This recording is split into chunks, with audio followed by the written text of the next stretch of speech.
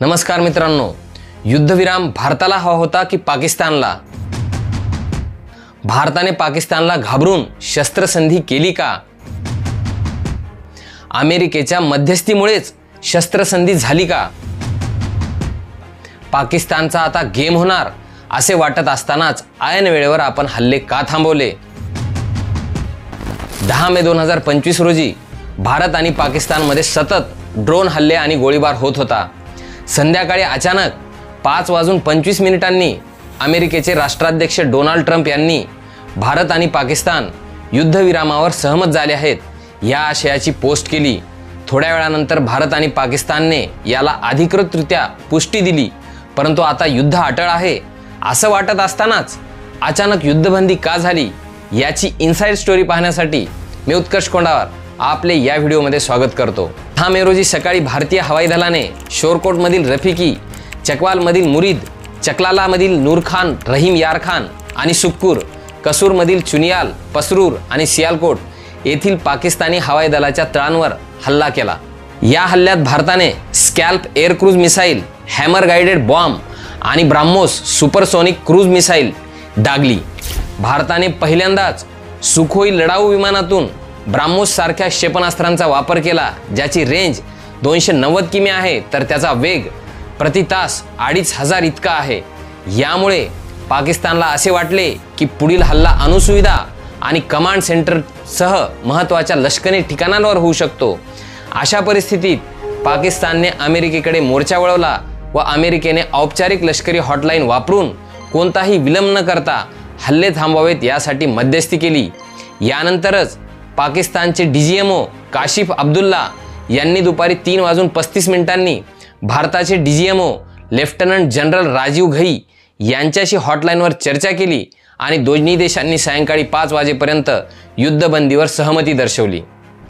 भारताच्या हवाई हल्ल्यानंतर तिसऱ्या दिवशी 9 मे रोजी आंतरराष्ट्रीय नाणेनिधीने पाकिस्तानला $1 अब्ज म्हणजेच सुमारे 8,500 कोटी रुपयांचे कर्ज दिले.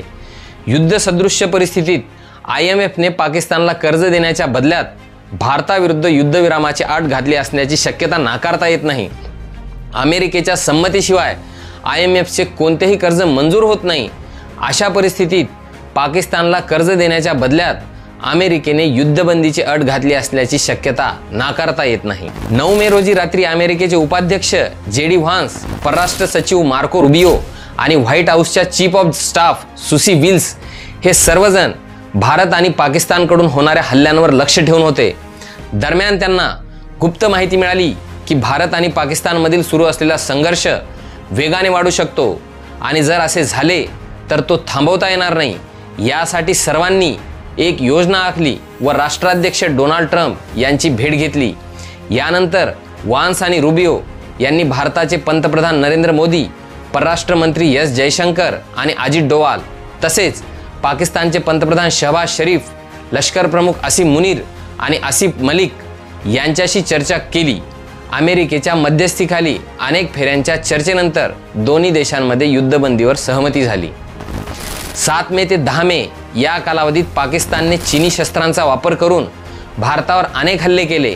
यामध्ये JF-17 विमाने, PL-15 क्षेपणास्त्र, HQ-9 संरक्षण प्रणाली आणि अनेक ड्रोन्सचा समावेश होता. भारतीय सैन्याने पाकिस्तानकडून येणाऱ्या चीनी शस्त्रांचे हल्ले सतत हाणून पाडले, ज्यामुळे चीनला आपल्या शस्त्रास्त्रांची प्रतिमा डागण्याची भीती वाटू लागली. भारताविरुद्ध या शस्त्रास्त्रांचा वापर अयशस्वी झाल्यास चीनच्या संरक्षण व्यवसायावर विपरीत परिणाम होईल व त्यांची शस्त्रास्त्रे कोणीही खरेदी करणार नाही.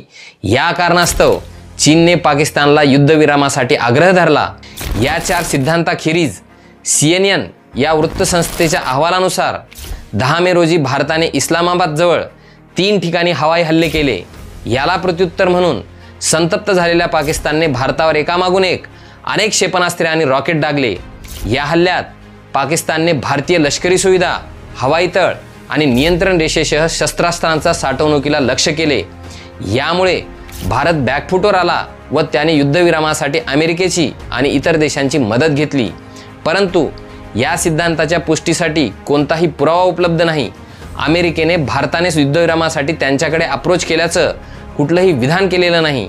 तसेच भारतीय संरक्षण मंत्रालयाने घेतलेल्या पत्रकार परिषदेत त्याचा कोणताही उल्लेख केलेला नाही।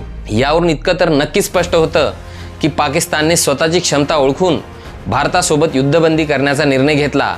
अशाच प्रकारच्या व्हिडिओसाठी चॅनलला सबस्क्राईब करायला विसरू नका। भेटूया पुढील व्हिडिओत, तोपर्यंत जय हिंद।